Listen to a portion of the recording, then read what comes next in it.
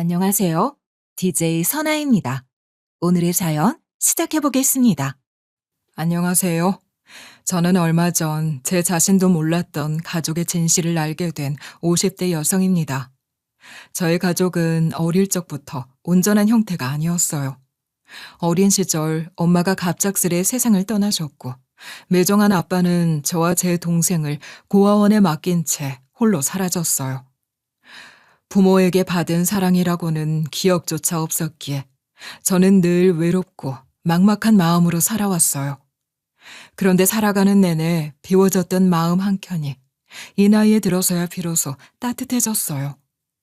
뒤늦게 부모님에 대한 이야기를 듣게 되었고, 얼마나 깊은 상처가 있었는지도 그때 알게 되었거든요.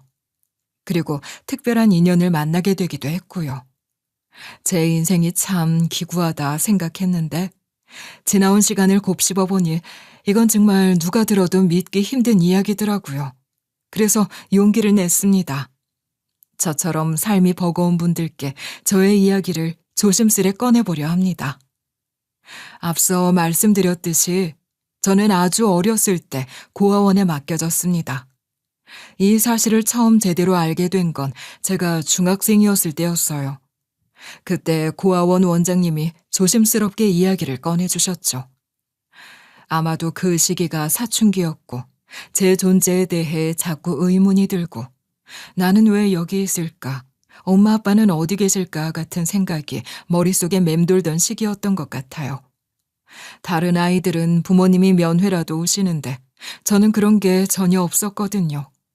그러다 하루는 원장님께 조용히 여쭤봤고, 그날 나눈 대화가 아직도 잊혀지지 않고 있어요. 너는 네 동생하고 같이 오게 됐는데 아빠가 더 이상 키울 여건이 되지 않는다고 하시면서 데려오셨어. 그래서 내가 맡아 키우게 된 거야. 그럼 그때 아빠가 다시 돌아온다고 했어요? 상황이 나아지면 다시 데리러 가는 애들도 많잖아요. 아니, 가능하면 입양 보내도 된다고 하셨는데 부모가 있는 애들은 입양을 보내지 못하거든. 그걸 말하니까 그럼 알아서 키우라고 하셨어. 그런 말까지 하신 걸 보면 정말 너희를 키울 상황이 아니었던 것 같아. 정신적으로든 금전적으로든 말이야. 그 대화를 들었을 때 저는 한동안 아무 말도 할 수가 없었어요. 마음속 어딘가에 꼭꼭 숨겨두었던 기대 같은 게 조용히 무너지는 느낌이었거든요. 그전까지만 해도 전 그냥 막연하게 사정이 있어서 잠시 저희를 맡긴 거겠지. 언젠가는 다시 데리러 오시겠지 하고 생각했어요. 그런데 그게 아니었던 거예요. 입양 보내도 괜찮다는 말까지 하고 가셨다는 걸 들으니 그게 단순한 일시적인 맡김이 아니라는 게 명확해졌죠. 그 순간 전 제가 정말 버려졌다는 걸 처음으로 또렷하게 느꼈습니다. 아무도 절 기다리지 않았고 아무도 절 다시 찾으러 오지 않을 거라는 사실을 그제야 받아들이게 되었던 것 같아요. 그때 원장님은 아빠가 죽어갔다며 저희 엄마 사진이라고 하면서 사진을 줬어요. 엄마의 증명사진이었어요. 고이 간직하고 싶더라고요. 제 지갑 속에 넣어서 잘 간직하기로 했어요. 그렇게 시간은 흘렀고 저는 고등학교를 마칠 때까지 고아원에서 지냈습니다. 그곳에서의 삶이 늘 고단하거나 슬프기만 했던 건 아니지만 마음속엔 늘 어디에도 완전히 속하지 못한 채 머무는 느낌이 있었던 것 같아요. 그리고 20살이 되던 해, 제가 그곳을 나와야 한다는 현실이 코앞으로 다가왔습니다. 사실 고아원에는 일정 나이가 되면 무조건 퇴소해야 한다는 규정이 있어요. 만 18세가 넘어서 고등학교를 졸업하면 자립 가능한 성인으로 간주돼서 보호 종료가 돼요. 말이 자립이지 실상은 그냥 밖으로 내보낸다는 말과 다를 게 없었어요. 퇴소를 앞두고 며칠은 괜히 밤에 잠이 안 오더라고요. 어린 시절부터 자라온 이 공간을 떠난다는 게 아쉽다기보단 내가 이제 세상에 홀로 나가야 한다는 사실이 너무 낯설고 무서웠어요. 물론 고아원에서도 준비를 돕긴 했어요. 자립교육도 받고 기본적인 생활 기술 같은 것도 배웠고요. 그리고 나갈 땐 퇴소자 지원금도 일정 금액 주셨습니다. 고마운 일이었지만 그걸로 인생을 시작하기엔 턱없이 부족했어요. 몇백만 원이라는 돈이 생전 처음 손에 쥐어졌는데 그걸 방구하고 가전제품 사는데 다 써버리기엔 너무 아깝게 느껴졌어요. 그리고 혼자 살아본 적이 없어서 혼자 살림을 일궈나가는 것도 무서웠던 것 같아요. 그래서 저는 결국 숙식이 제공되는 지방의 한 공장에서 일을 시작하기로 마음먹었습니다. 밥이 나오고 잘 곳이 있다는 것만으로도 감사할 일이라고 생각했고, 당장 먹고 사는 문제를 해결하는 게 제일 급했으니까요. 조금 뒤에는 제 여동생도 고아원을 나오게 되었어요. 다행히도 동생이 갈 곳이 마땅치 않다는 걸 듣고 제가 일하는 공장에서 같이 먹고 자고 일하자고 제안했고요. 그렇게 동생도 저와 같은 일을 하며 지내게 되었어요. 그때는 정말 말 그대로 일만 죽어라 했습니다. 하루 12시간을 기계 옆에 붙어서 서 있거나 손에 기름 냄새가 배는 줄도 모르고 자르고 붙이고 옮기고 정신이 없었어요. 돈도 아껴야 했고 남들처럼 하고 싶은 거 하면서 살아갈 여유는 없었거든요. 그런데 문제는 제 동생이 참 예쁘게 생겼다는 거예요. 어릴 때에도 제 동생이 예뻐서 남자들이 잘 꼬였거든요. 그런데 그때는 동급생들이었잖아요. 그런데 공장에서는 미혼 남자가 없어요. 다 유부남들인데 그렇게 제 동생한테 추근덕대더라고요. 공장장님, 팀장님, 나이 많은 직원들까지 다들 접근하더라고요. 쉬워 보였겠죠. 세상 물정 모르는 어린 여자애가 고아 출신이고 직급도 말단이었으니까요. 회식이 잡히면 꼭 옆자리에 앉히려고 하고 퇴근하고 나면 연락이 계속 오는 거예요. 전화며 문자며 끊이지 않았고 공장장님은 선물을 공세하면서 제 동생의 환심을 사려고 하기도 하더라고요. 하지만 제 동생은 쉽게 휘둘리는 아이가 아니었습니다. 싫은 건 분명히 선을 그었고 거리를 유지할 줄 알았어요.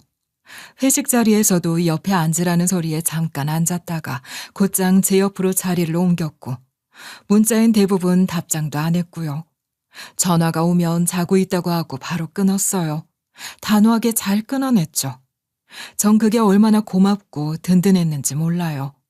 그럼에도 불구하고 거절하기 어려운 분위기를 만들거나 일부러 둘만 남는 상황을 만들려고 하더라고요. 그럴 땐 제가 직접 나섰습니다. 동생 대신 제가 가서 응대하거나 그 자리를 피하게 만들었죠. 그러다 보니 절 대놓고 싫어하기 시작했습니다. 똑같은 실수를 해도 다른 직원보다 저한테 더 심하게 구박했고 일부러 동생 일에 신경 못 쓰게 하려고 제 일만 더 늘려서 주기도 했어요. 그래도 제가 따박따박 대들고 제 동생 단도리를 잘하니까 공장장이 결국 이런 수까지 쓰더라고요. 너 서울 본사에 가서 서류 좀 전해주고 와. 당일에 내려오기에는 좀 힘들 테니까 자고 오고. 자, 여기 숙박권과 차표. 예약까지 다 해놨으니까 자고 와. 다른 사람 시키시죠? 전 생산직이지 사무직이 아닌데요. 격리분 시키세요. 걔도 다른 지점 심부름 갔지. 자네밖에 없어서 그러니까 어서 갔다 와. 아, 남들은 다 이런 심부름 시키면 좋아하는데 넌 왜 그러냐? 꼬여가지고. 어서 갔다 와. 억지로 떠밀리듯 고속버스를 타고 서울로 향했어요. 들고 간 건 단순한 서류 봉투 하나였고요. 본사 도착해서 직원에게 전달만 하면 끝나는 일이었습니다. 일이 너무 빨리 끝나서 공장장님이 예약해둔 숙소에서 쉬고 있었는데요. 자고 내일 갈까 이참에 쉬다가 내일 가야지 했는데요. 이상하게 기분이 안 좋더라고요. 그래서 제 돈으로 표를 다시 끊어 공장으로 돌아왔어요. 기숙사에 돌아왔는데 제 동생이 보이지 않더라고요.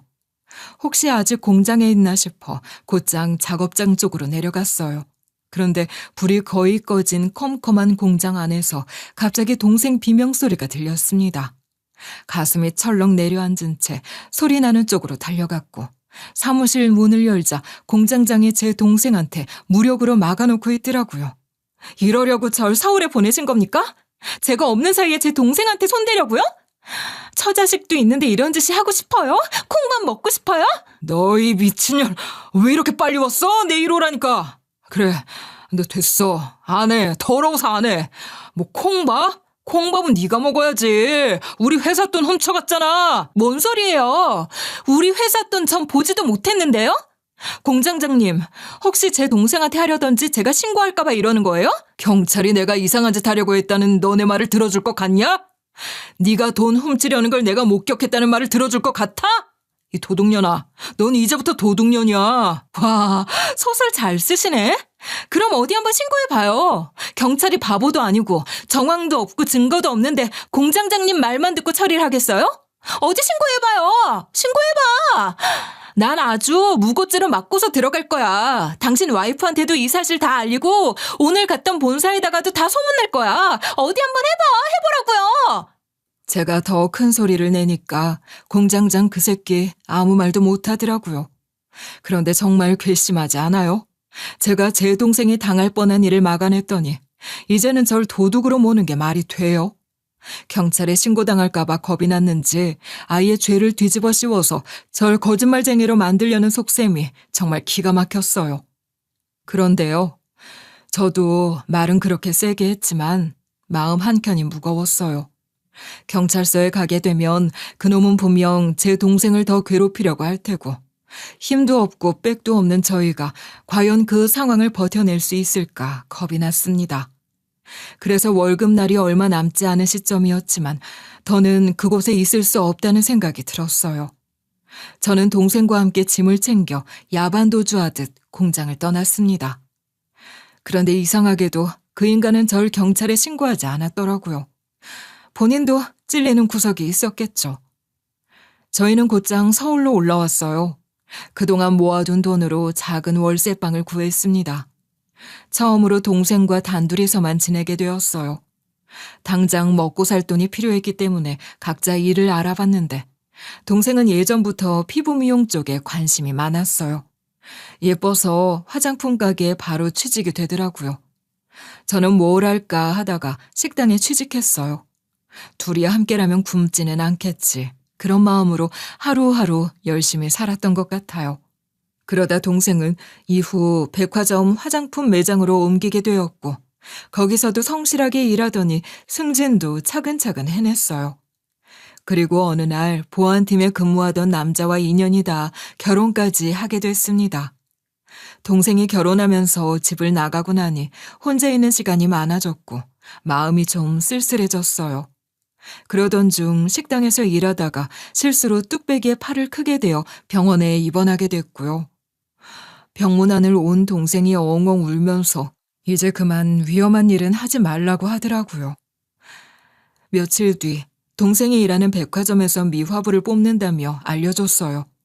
외주 소속이었지만 식당처럼 무거운 건 아르거나 사람들 비위 맞출 일도 없으니 이력서를 내보라고 했어요. 운 좋게 면접에 붙었고요. 그렇게 저희 자매와 제부까지 셋은 같은 직장에서 일하게 되었습니다. 백화점 일은 생각보다 훨씬 괜찮았어요. 구역이 넓다 보니 하루 종일 돌아다니며 쓸고 닦느라 다리도 아프고 팔도 뻐근했지만 그거야 원래 일이란 게 다 그렇잖아요. 그런데 정말 좋은 건 추울 때 따뜻하고 더울 때 시원하고 공기도 좋고요. 식당에서 일할 때는 계절의 온도를 다 느끼면서 일했거든요. 그런데 백화점은 적정으로 온도가 유지가 되니까 쾌적하게 일할 수 있어서 좋았어요. 그리고 무엇보다 좋았던 건 사람들의 반응이에요. 사람들도 식당 올 때 마음과 백화점 올 때 마음이 다르잖아요. 같은 사람이라도 백화점에선 뭔가 더 점잖아져요. 그래서인지 저도 전보다 훨씬 대우를 받게 됐고요. 식당에서 일할 땐 하대받는 일이 종종 있었어요. 사장이 직원을 막대하는 경우도 있지만 손님 중에도 직원들을 하인처럼 대하는 분들이 있었고요. 반말하는 어린애들도 있었어요. 밥이 늦게 나오면 엄마 뻘 되는 저한테 대놓고 욕을 하는 사람도 있었고 기분 나쁘다고 밥값 반만 내고 가는 일도 있었죠.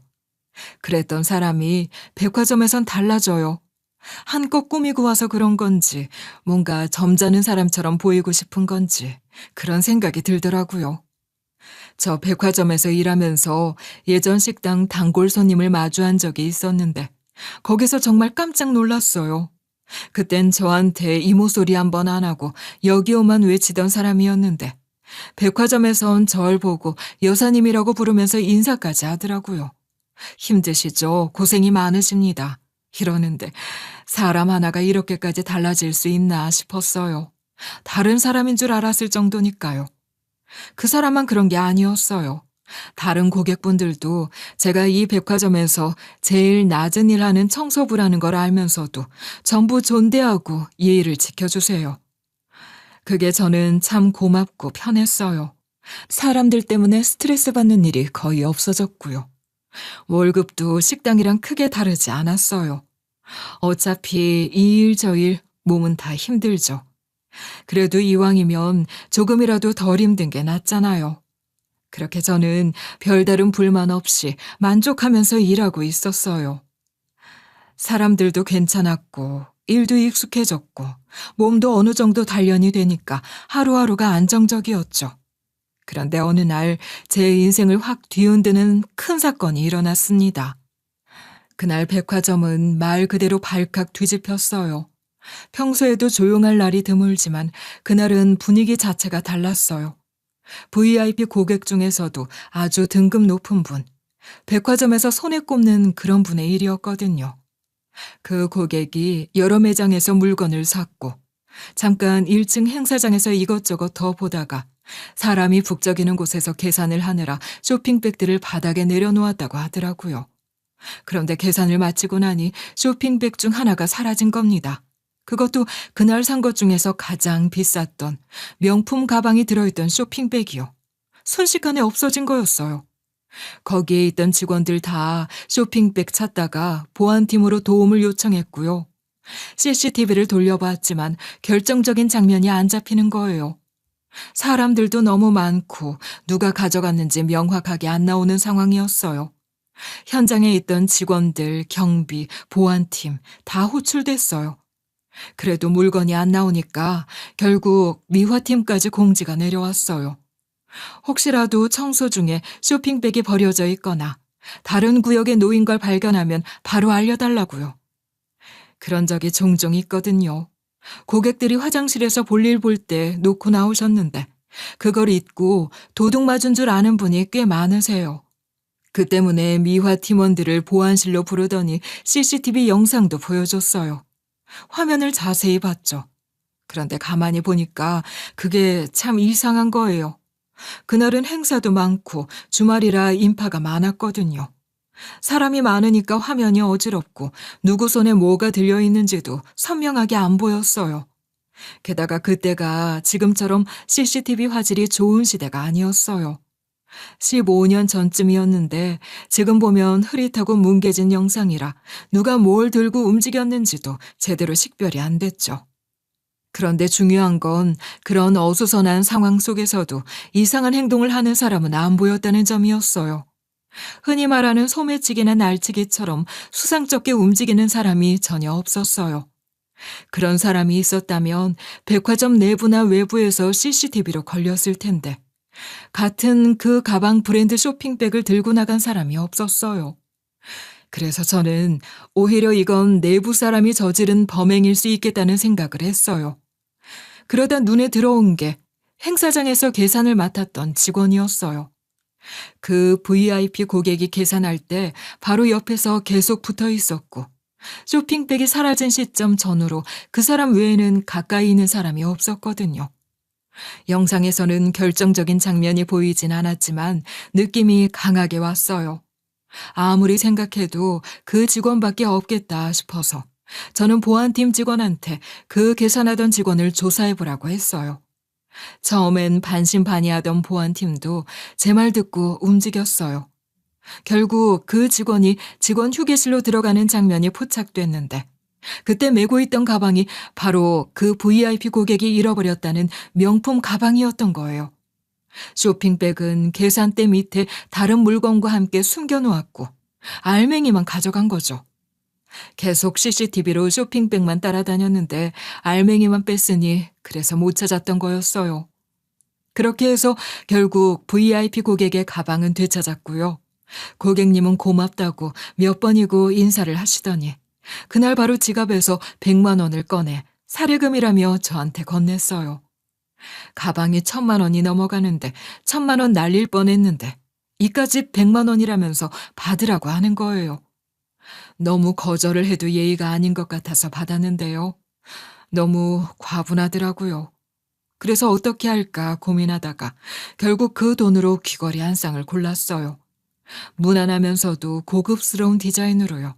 그리고 며칠 뒤 백화점 VIP 라운지에 그 고객님 오면 드리라고 선물을 맡겼고요. 그랬더니 얼마 뒤 그 VIP 고객님은 제가 정말 센스 있다며 절 VIP 라운지로 초대하셨어요. 거긴 보통 직원은 잘 갈 수 없는 공간인데 커피도 직접 내어주고 조용한 음악 흐르는 공간에서 저랑 이런저런 이야기를 나누게 되었어요. 나이를 묻길래 말씀드렸죠. 그때 제가 40 초반이었는데 알고 보니까 그분이 저랑 비슷하더라고요. 저보다 3살 아래였어요. 제 동생보다 1살 어린 셈이죠. 그러면서 저한테 꼬박꼬박 정중하게 대해주시더라고요. 그러다가 어떻게 살아오셨냐고 조심스럽게 묻길래 저도 그냥 솔직하게 제 이야기를 해드렸어요. 제가 살아온 이야기를 들은 VIP 고객님은 깜짝 놀라시더라고요. 어머, 저도 사실 고아원 출신이에요. 저 살면서 고아원에서 큰 분을 이렇게 직접 만난 건 처음이에요. 정말요? 이렇게 부자 사모님이신데 고아원에서 자라셨다는 게 상상이 안 가요. 마음고생 많이 하셨겠어요. 전 절 버린 아빠를 참 많이 미워했어요. 아직도 미워요. 그 마음은 쉽게 안 풀리더라고요. 그러셨군요. 전 아빠가 없었어요. 엄마가 미혼모셨던 것 같아요. 그래도 엄마는 절 정말 많이 사랑해 주셨어요. 근데 그 시절에 여자 혼자 아이 키운다는 게 얼마나 버거웠겠어요. 결국 너무 힘들어서 스스로 생을 마감하셨는데요. 나중에 커서 그 마음을 조금은 이해하게 됐어요. 그런 엄마와의 좋은 추억이 있었다면 저처럼 원망만 하기보단 엄마의 선택을 이해할 수도 있을 것 같아요. 그런데 그 선택은 참 안타깝네요. 그럼 사모님은 몇 살 때 고아원에 들어가신 거예요? 저는 아주 어렸을 때라 기억이 없어요. 한 3살 때였나? 전 6살 때였어요. 엄마가 하늘나라 가시고 절 맡아줄 어른이 아무도 없어서 어쩔 수 없이 고아원에 가게 됐어요. 그런데 너무 신기해요. 어떻게 이렇게 성공하셨어요? 시집을 잘 가신 건가요? 보니까 VIP 중에서도 더 영향력 있는 VVIP시던데요? 그 중에서도 탑이고요. 시집을 잘 갔다니요. 그 사람이 저한테 장가를 잘 온 거죠. 전 제 힘으로 여기까지 올라온 거예요. 어떡해요? 전 고아원 나올 때 자리비로는 방도 못 구해서 그냥 하루 벌어 먹고 사는 것도 힘들었어요. 먹고 사는 게 힘들어서 다른 건 생각할 겨를도 없었는데 어떻게 성공하신 거예요? 저는 좀 특이한 케이스예요. 20살에 고아원 퇴소하고 마땅히 갈 곳이 없어서 호텔 청소 일을 시작했어요. 숙식 제공되는 곳이었어요.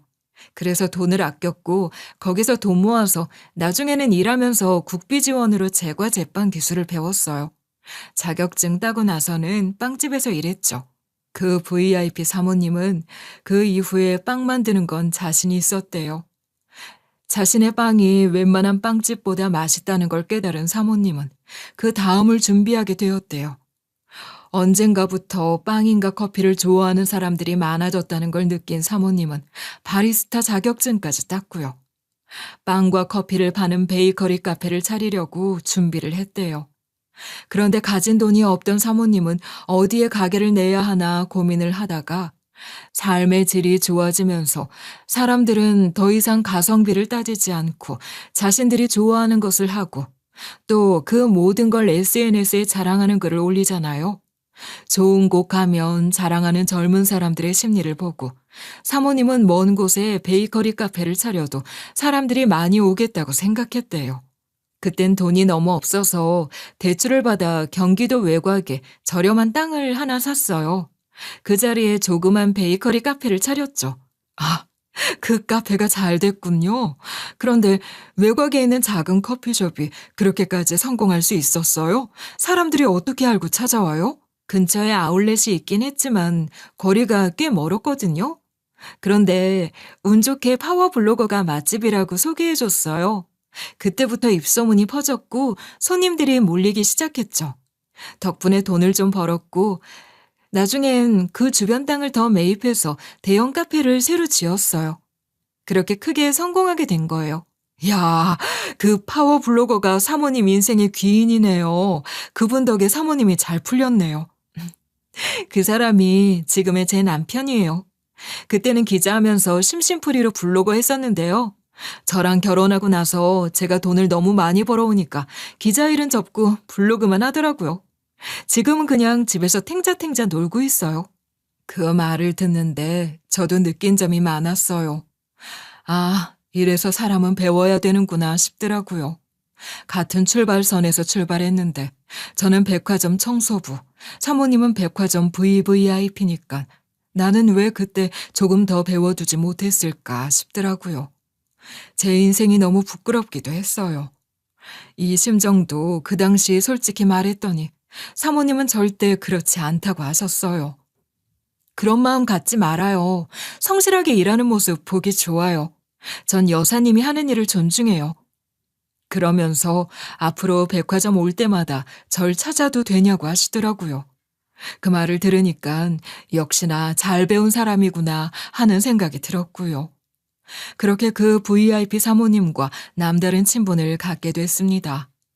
그날 이후로 정말 VIP 사모님은 백화점에 올 때마다 미화부에 전화를 해서 절 찾아주셨어요. 그럴 때마다 미화 팀장님은 고객 면담이라는 명목으로 절 빼주셨고요. 사모님과는 라운지에서 짧게는 30분, 길게는 2시간도 수다를 떨었어요. 이런저런 인생 얘기부터 사소한 일상까지 대화가 생각보다 잘 통했거든요. 저야 뭐 일 빼주니까 솔직히 좋았죠. 잠깐이라도 쉬는 셈이니 감사한 마음으로 나갔고요. 그런데 문득 그런 생각이 들더라고요. 대체 얼마나 재산이 많으면 백화점 한 팀을 움직일 수 있을까 싶더라고요. 사모님의 전화 한 통화로 미화부뿐만 아니라 보안팀 등 원하는 업무는 다 하더라고요. 그냥 흔한 VIP는 아니구나 싶었어요. 저랑 이렇게 친하게 지내는 게 신기하면서도 한편으로는 그분이 가진 힘이 어디서 나오는지도 궁금해지기도 했습니다. 그러던 어느 날이었어요. VIP 사모님이 백화점에 오셔서 또 절 찾았어요. 라운지에 가서 차를 마시고 있는데 그날따라 사모님 표정이 어둡더라고요. 무슨 일이 있으세요? 혹시 유학 간 자제분이 속썩이나요? 왜요? 우리 사이에 못할 말이 어딨어요. 시원하게 말해봐요. 제가 들어드릴게요. 그게 아니라요. 집에서 오래 같이 지내던 가사 도우미 아줌마가 그만두신대요. 연세가 좀 있으신데 딸이 곧 출산을 한대요. 그래서 손주 돌보러 간다고 하시네요. 뭐, 사람이야 구하면 되긴 하는데 제가 집안일을 워낙 꼼꼼하게 보는 편이라 마음에 드는 분을 찾는 게 늘 어려웠어요. 구인은 구인대로 시간 걸리고 그동안 집안일은 어떻게 해야 하나 싶어서요. 그래도 좋은 사람 잘 찾아보면 분명히 있을 거예요. 정 안 되면 일용직으로 하루씩 오는 분들도 있으니까요. 그 방법도 괜찮지 않을까요? 저도 예전에 그런 일 해본 적 있어요. 생각보다 일손은 금방 구해지더라고요. 어머, 정말요? 제가 왜 이 생각을 못했을까요? 혹시 여사님이 우리 집에 와서 일해주실 수 있으세요? 우리가 서로 어떤 사람인지 잘 아니까 말이에요. 제가 좀 예민한 편이라 웬만한 분은 맞추기 힘든데 여사님은 깔끔하고 확실하셔서 마음에 꼭 들어요. 한 집에 살면서 언니 동생처럼 지내면 안 될까요? 저 좀 도와주세요. 그 말을 듣고 나서 솔직히 고민이 많았어요. 사람 사이가 가까워질수록 실망도 커지는 법이니까요. 괜히 이 관계가 어그러질까 겁도 났고요. 지금처럼 서로 좋게 지내는 게 오히려 나을지도 모른다는 생각도 들었어요. 그런데 마침 그 무렵 제가 살던 집에 문제가 생겼어요. 다세대 주택이었는데 집주인이 건물을 팔았다고 하더라고요. 새로 산 사람은 이 건물을 허물고 빌라형 오피스텔을 지을 거라면서 2달 안에 이사를 나가달라고 했어요. 갑작스럽게 집을 비워야 하는 상황이 된 거죠. 그때 문득 이런 생각이 들었어요. 이렇게 된 김에 그냥 사모님 댁으로 들어가서 일을 도와드리는 게 낫겠다. 어차피 당분간 거처도 필요하고 사모님이 먼저 제안도 하셨고요. 괜히 망설이다가 기회 놓치는 것보단 한번 부딪혀보자 싶었어요. 제가 따로 받아뒀던 VIP 사모님 번호가 있어서 바로 전화를 드렸어요. 제가 그 집일 해드리겠다고 말씀드리니까 정말 반가워하시더라고요. 그러면서 백화점 일도 정리해달라고 하셨어요. 그래서 바로 미화팀에 인사드리고 퇴사 얘기를 했고요. 그렇게 한 달쯤 뒤 저는 사모님 집으로 들어가게 됐어요. VIP 사모님 댁은 연희동에 있는 단독주택이었어요.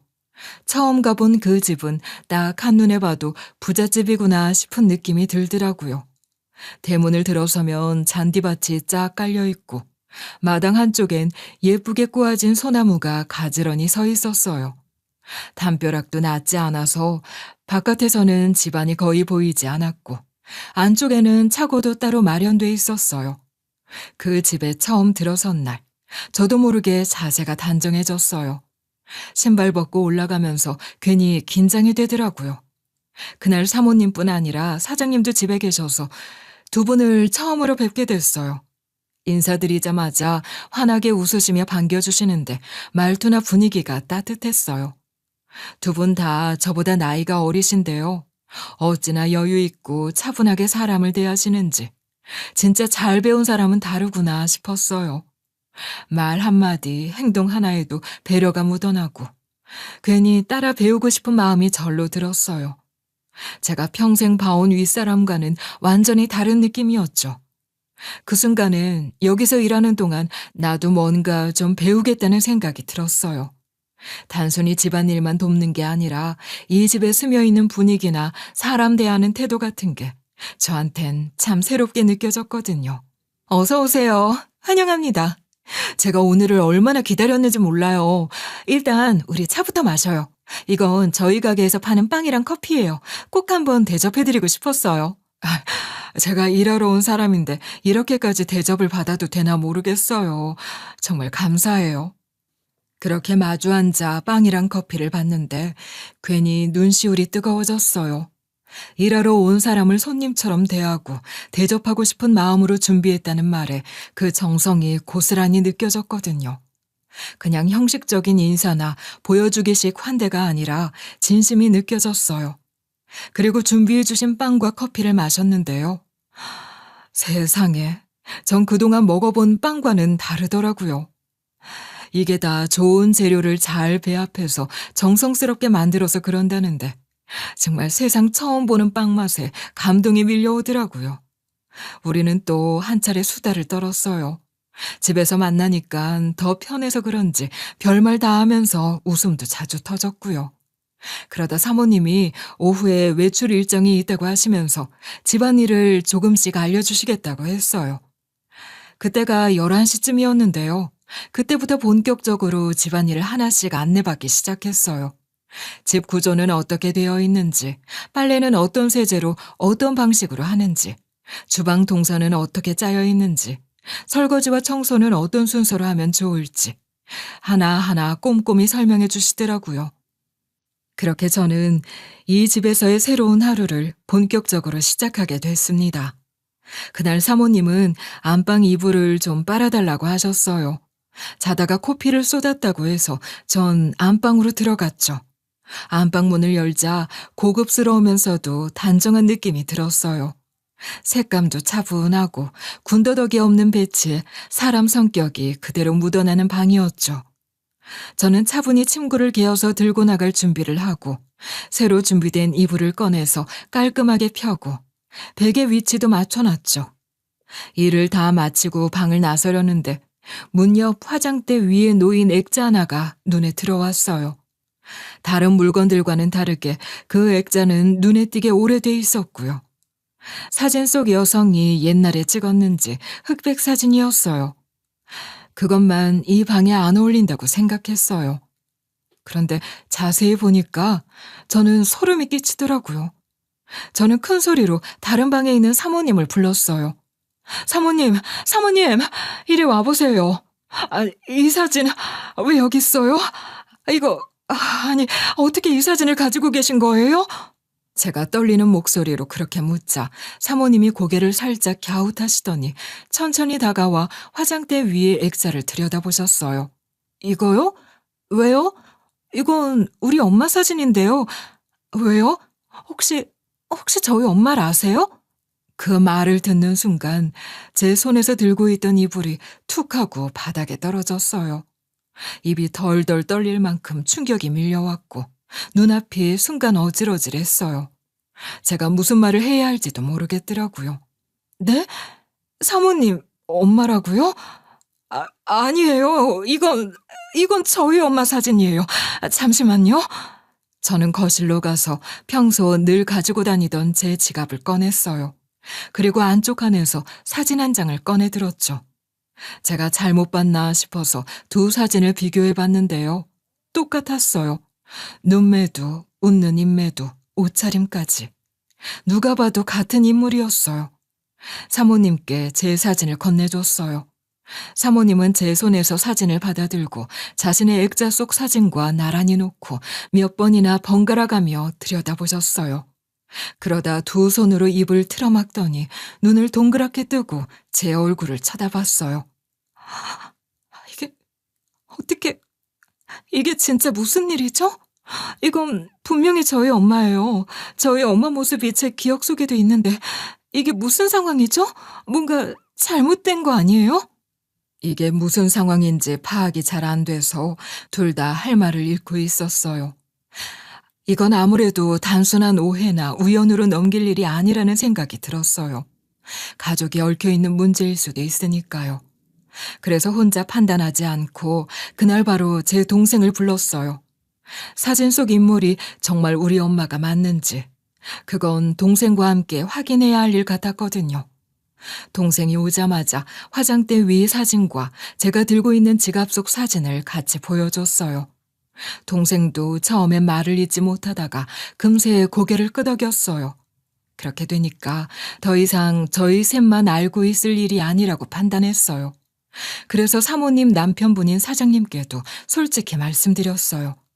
갑작스럽고 조심스러운 이야기였지만 사장님은 생각보다 담담하게 들으시더니 이건 그냥 넘어갈 수 있는 문제가 아니라고 하셨어요.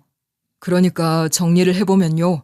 제 아내의 엄마, 즉 장모님 사진이 여사님 어머니의 사진과 동일하다는 말씀이시잖아요.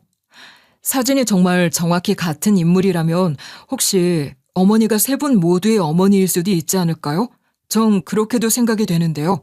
말도 안 되는 얘기예요. 저희 엄마는 저희 어렸을 때 돌아가셨어요. 제가 3살 무렵이었고요. 그래서 저랑 제 동생은 고아원에 맡겨졌거든요. 그래요, 여보. 난 엄마랑 6살까지 살았어. 엄마가 내 손을 잡고 유치원에 데려다 주던 기억도 선명하게 있어. 같은 사람은 아닐 것 같은데. 그래서 이걸 더 풀어봐야 하는 거야. 기억이라는 게 틀릴 수도 있고 기록은 남아있을 수 있잖아. 여사님이 어렸을 때 살았던 동네도 같이 가보고 혹시 아버지 쪽에서 단서가 있는지도 알아보는 게 좋을 것 같아요. 저는 개인적으로 이게 우연만은 아닐 수도 있다고 생각해요. 사장님은 감정적으로 판단하지 않았어요. 오히려 굉장히 침착하게 한 걸음씩 이 상황을 확인하고 싶어 하셨어요. 그 모습이 저는 좀 놀라웠고 또 고마웠어요. 누구 하나라도 감정이 앞섰다면 이 대화 자체가 어려웠을 텐데 사장님이 중심을 잘 잡아주신 거죠. 사장님은 예전에 기자로 일하셨던 분이라 그런지 정보를 찾아내는데 능숙하시더라고요. 본격적으로 이 일을 알아보자고 마음먹고 나서부터는 발이 정말 빠르셨어요. 며칠도 안 돼 제가 어릴 적 살았던 동네까지 가보셨고요. 저희가 일을 하니깐 비교적 시간적 여유가 많으신 사장님이 나서주신 거예요. 정말 감사했어요. 그런데 제가 예전에 살던 동네에 아직 남아 계신 어르신들을 수소문해서 하나하나 이야기를 들으셨대요. 어르신들 말씀은 충격적이었어요. 저희 엄마가 돌아가신 게 아니었더라고요. 여사님, 놀라지 말고 들으세요. 여사님 어머님은 그 당시 돌아가신 게 아니라고 하셨어요. 동네 어르신들이 그러시는데요. 둘째인 동생분을 낳고 갑자기 사라졌다고 해요. 다들 그때 애 낳고 도망갔다고 동네에 소문이 다 났었대요. 정말요? 세상에, 제 기억이 잘못된 걸까요? 전 고아원 원장님께 그렇게 들었는데요. 모르죠. 그것도 차차 알아가 보면 될 것 같아요. 이제는 여사님의 아버지를 찾아봐야겠어요. 그래야 확실해질 것 같아요. 그 일이 있고 나서 저는 평생 단 한 번도 찾지 않았던 아빠를 처음으로 찾아갔어요. 마음 한구석에 묻어둔 채 살아왔던 사람인데 이제는 뭔가를 확인해야겠다는 생각이 들더라고요. 사장님이 도와줘서 어렵지 않게 아빠의 행방을 알아낼 수 있었어요. 예전 살던 지역을 떠나 다른 지방에 조용히 살고 계셨어요. 제가 찾아갔을 땐 작은 단칸방에서 혼자 계셨고 방 안에는 술병이 널려 있었어요. 첫인상부터 알 수 있었어요. 세월에 찌든 얼굴, 끊임없이 반복됐을 외로움, 그리고 이 세상에 미련 같은 건 없어 보이셨어요. 그래서 그런지 절 봐도 별로 반가워하지도 않더라고요. 저는 한평생 아빠를 원망하며 살았던 터라 저도 덤덤하게 엄마한테 무슨 일이 있었냐고 물었어요. 뭐, 네 엄마? 네 엄마 사실은 바람나서 집을 나간 거였어. 네 엄마가 얼마나 문란한 사람인 줄 아냐? 둘째까지 낳고 나서 몸 푼 지 얼마 되지도 않았는데 마을에 봉사하러 온 서울 의사 선생님과 놀아난 거야. 임신까지 했고. 그 의사 선생님한테 말했지만 까였고 그 애까지 나한테 키워달래. 그래서 쫓아냈어. 그런데 정말 나가더라. 그 말을 듣는 순간 머릿속이 하얘졌어요. 충격이 너무 커서 말이 안 나왔어요. 침을 꿀꺽 삼키고 겨우 한마디를 짜냈어요. 세상에, 정말이에요? 엄마가 우리를 놔두고 진짜 그렇게 떠났다고요? 애 둘이나 둔 엄마가 그냥 그렇게 갔다고요? 아빠는 담배를 입에 물며 별일 아니라는 듯 한숨을 쉬더니 덧붙였어요. 네 엄마가 그런 사람이야. 내가 그런 년이랑 살 부대끼며 살았고 그 작년 아직도 생각하면 열이 받아. 그런데 말이지, 더 황당한 얘기 해줄까? 그 뒤로 아빠 입에서 나온 말은 정말 듣고도 믿기 힘든 이야기였어요. 엄마가 집을 나간 이후 아빠는 문득 이상한 생각이 들었다고 했어요. 엄마가 그렇게 다른 남자와 엮여 집을 나간 걸 보면 우리도 혹시 자기 아이가 아닐 수 있다는 의심이 들었다는 겁니다. 생각해보면 저나 제 동생이나 아빠랑 닮은 구석이 거의 없었다고도 하더라고요. 그래서 결국 확인을 해보기로 했대요. 보통 아이가 태어나면 산부인과에서 혈액형 검사를 하잖아요. 저희도 태어났을 때 병원에서 혈액형 검사를 했었는데 엄마가 아빠에게는 저희 둘 다 B형이라고 말했대요. 아빠는 그 말을 그대로 믿고 있었던 거죠. 그런데 나중에 엄마가 떠나고 난 후 아빠가 따로 다시 검사를 해본 거예요. 그랬더니 결과가 달랐대요. 저는 A형, 제 동생은 AB형. 그런데 아빠는 B형, 엄마는 O형이었거든요. 그 혈액형 조합에서는 절대 나올 수 없는 결과였어요. 결국 엄마가 저희의 혈액형을 숨겼던 거고 그 순간부터 아빠는 저희가 친자식이 아니라고 확신을 하게 된 거죠. 그렇게 되니 아빠 입장에서는 더 이상 저희를 키울 이유도 책임도 없다는 생각이 들었고 그래서 저와 제 동생을 고아원에 맡기게 된 거라고 하더라고요. 말을 듣는 내내 너무 충격적이라 말도 안 나오더라고요. 감정이 터지는 것도 아니고 아무 소리도 안 나왔어요. 제 기억 속에 꾹 눌러놓았던 모든 것들이 완전히 방향을 바꿔버리는 순간이었거든요. 그것도 모르고 전 아빠 원망을 그렇게 했었네요. 이런 일이 있을 줄은 정말 상상도 못했어요. 그걸 다 겪은 난 얼마나 허탈했겠냐. 한평생 술에 기대서 살았어. 내가 너희에게 무책임하게 굴었던 것도 이제 와서 잘했다고 말 못해. 그렇다고 내가 너희한테 이제 와서 날 돌봐달라고 할 생각도 없다. 그냥 너희는 너희끼리 잘 살아라. 나도 나대로 살아갈 테니까. 그리고는 이어서 오랫동안 생각해온 것이 있으셨던지 준비된 말을 하셨어요. 이제 다 알았으니까 난 친생 부인의 소를 제기할 거다. 자식이 없다는 걸 증명해야 국가에서 지원도 받을 수 있대. 이제 더 이상 부모 자식으로 얽히지 말자. 여기서 서로 연 끊고 지내자. 그 말이 아빠의 마지막 말이었어요. 저는 그동안 내가 버림받은 자식이라는 감정에만 사로잡혀 있었는데 알고 보니 아빠도 나름대로 자신이 버려졌다고 느꼈던 거였더라고요. 친생 부인의 소라는 건 법적으로 등록된 부모 자식 관계가 생물학적으로는 사실이 아님을 인정받기 위해 제기하는 소송이에요. 법적 효력이 크죠. 아빠는 저희와 인연을 끊고 싶다는 의지가 너무 분명했기에 저희도 더 이상 붙들지 않았습니다. 그냥 원하시는 대로 그렇게 해드렸어요. 친생 부인의 소를 제기하려면 법적으로 부모 자식 관계가 사실과 다르다는 것을 증명해야 한대요. 그 핵심이 바로 DNA 검사였어요. 그래서 저와 제 동생은 검사를 받게 되었고 이왕 하는 김에 VIP 사모님도 함께 검사를 받게 되었어요. 왜냐하면 DNA 검사는 단순히 부모와 자식 사이만 확인하는 게 아니라 형제 관계도 확인할 수 있기 때문에 검사를 받으면 우리 세 사람의 관계가 명확해질 것 같았거든요. 검사 결과는 생각보다 오래 걸리지 않았어요. 그런데 그 종이를 받아들고 한 줄 한 줄 읽어내려가다가 저는 숨이 멎는 줄 알았어요. 저와 동생 그리고 VIP 사모님, 우리는 모두 같은 엄마에게서 태어난 자매였습니다. 그 말이 주는 충격이 얼마나 컸는지 말로 다 설명을 못하겠어요. 그동안 알지 못했던 새로운 가족이 생겼다는 놀라움도 컸지만 엄마가 3명의 남자와 관계를 맺고 그 사이에서 각각의 아이를 낳았다는 것에 충격이었습니다. 하지만 핏줄이 끌려서인지 그동안 사모님과 전 서로에게 정이 갔던 것 같아요. 이래서 그런가 보다 싶더라고요. 그리고 사모님이 머리가 좋고 똑 부러졌던 것도 아버지가 의사였다는 걸 듣고 나니 이해가 되었어요. 사모님은 도대체 아빠라는 사람이 어떤 사람인지 궁금하다고 해서 찾아봤는데요. 어렵게 찾아보니까 80이 다 된 나이에도 개인 병원을 운영하면서 꽤 넉넉하게 살고 있는 분이더라고요.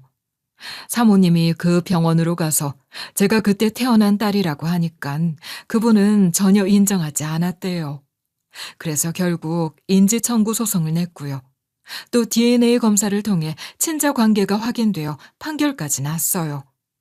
그 일로 그 집안은 꽤 시끄러워졌대요. 당연하죠. 그 집안에는 그 의사 선생님 와이프도 있었고 자식들도 있었는데요. 자신의 아빠가 그런 문란한 사람이라니 믿기 힘들었겠죠. 그런데 그것보다 자식들은 더 신경 쓰는 건 따로 있더라고요. 바로 상속 문제였어요.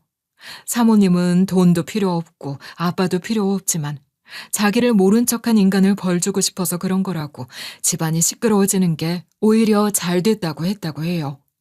사모님은 자신을 키우면서 엄마가 힘들어하는 걸 다 본 사람이잖아요. 그만큼 아버지의 존재가 미웠다고 합니다. 저도 그 말에 공감했어요. 나쁜 짓 한 인간들은 벌을 받아야 되는 게 마땅하니까요. 어찌되었든 우리는 자매가 되었어요. 피를 나눈 진짜 자매. 믿기지 않는 일이지만 모든 검사가 그렇게 말해주고 있었고 마음도 그 사실을 점점 받아들이게 되었어요. 저는 조심스럽게 사모님에게 물었어요. 그럼 엄마는 지금 어디 계세요? 돌아가시고 무덤을 해드렸어요? 아니면 납골당에 모셨어요? 아니요. 저도 그때는 너무 어렸고 도와줄 친척도 아무도 없었어요. 무연고자 처리하는 것처럼 화장을 했고 화장한 뒤 근처 야산에 뿌려졌어요. 그곳이 어딘지도 모르고요. 그 말을 듣는데 참 이상했어요. 그리웠던 엄마였는데 그렇게 사라지셨다니요. 그리고 사모님, 아니 이제 제 동생은 언제나 엄마를 그리워하며 살았잖아요. 6살까지 엄마 손에 자랐다면 그 기억이 어렴풋이 남아있겠죠. 그래서일까요? 전 그게 참 부러웠어요. 엄마와의 추억을 가진 그 아이, 아니 제 동생요. 그렇게 모든 사실이 드러난 뒤 우리 셋은 호칭부터 정리했어요. 제가 제일 나이가 많으니 큰언니, 제 여동생은 둘째 언니, 그리고 사모님은 막내 동생이 되었죠. 이제는 사모님이라는 호칭 대신 자연스럽게 막내야 하고 부를 수 있게 된 거예요. 그런데 막내는 자꾸 절 일하게 두는 게 싫다면서 이러는 거예요. 언니, 이제 우리 집 가사 도우미 하지 마. 이제부터 공부해서 자격증 따고 새로운 일 시작해봐. 난 언니가 그렇게 깔끔하고 책임감 있는 거 보면서 진짜 일 잘하는 사람이라고 느꼈어.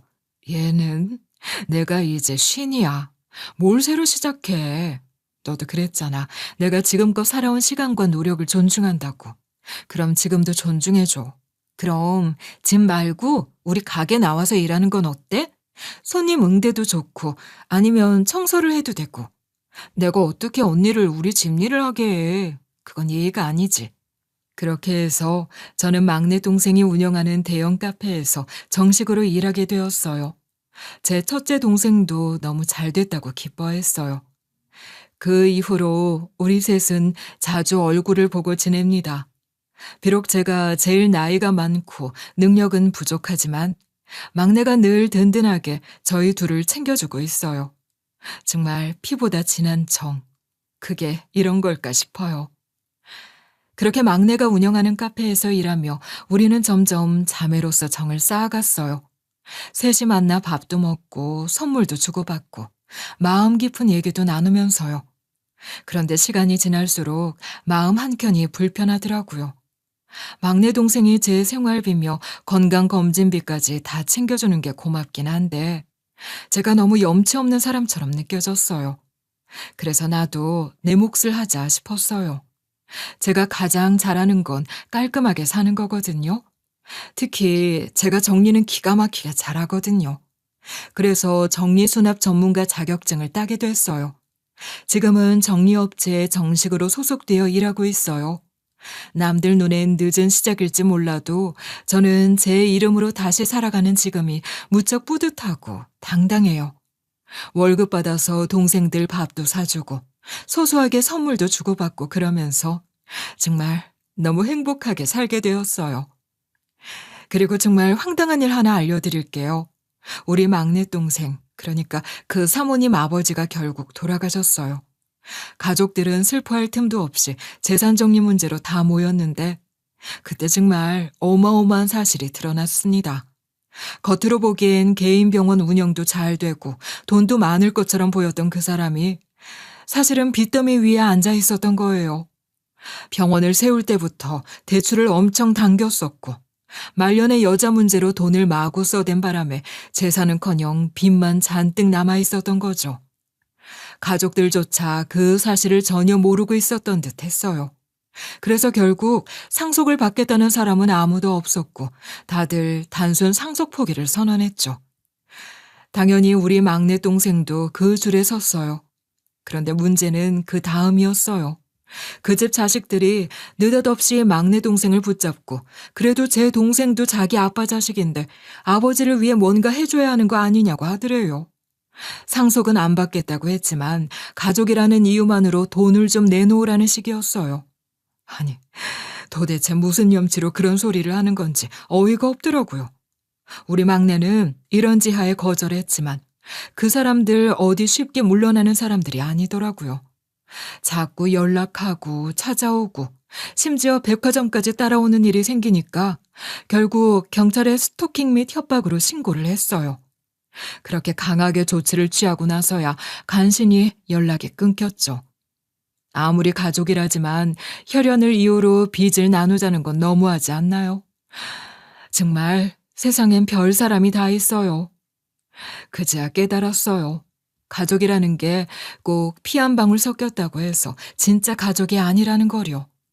또 가족이란 게 혈연의 유무를 떠나서 사람마다 형태가 참 다를 수 있구나 싶었죠. 저한테 엄마는 그리움의 상징 같은 존재였는데 그 이미지가 한순간에 산산조각이 났잖아요.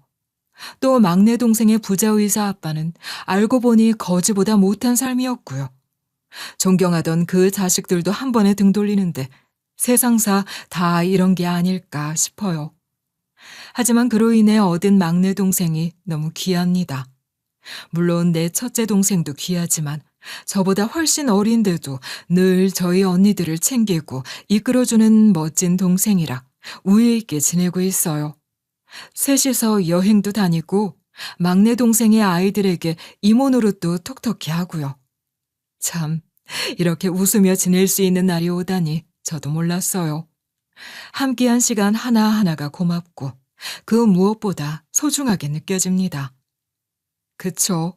씨앗과 바구니가 다르면 어떤가요? 우리는 서로 다른 곳에서 태어나 다른 방식으로 자랐지만 결국 서로를 자매라 부르고 마음을 나누며 살아가고 있어요. 피보다 더 진한 정이라는 게 있다는 걸 저는 이 자매들과의 삶을 통해 배웠어요. 함께 웃고, 함께 울고, 함께 나이 들어가는 지금이 제 인생에서 가장 소중한 시간이랍니다. 가족이란 반드시 피로만 맺어지는 게 아니라 서로를 진심으로 아끼고 보듬는 마음에서 비롯된다는 것. 저와 막내 동생이 서로 친자매인 줄 모르고 청소부와 VIP 고객으로 처음 만났을 때, 만약 서로를 향한 진심이 없었다면 우리는 가족이라는 사실조차 끝내 모르고 살았을 겁니다. 여러분, 이 나이에 저는 깨달았습니다. 진심으로 사람을 대하세요. 마음을 다하면 결국 복은 사람을 따라옵니다. 저의 이야기는 여기까지입니다. 긴 이야기 들어주셔서 진심으로 감사합니다.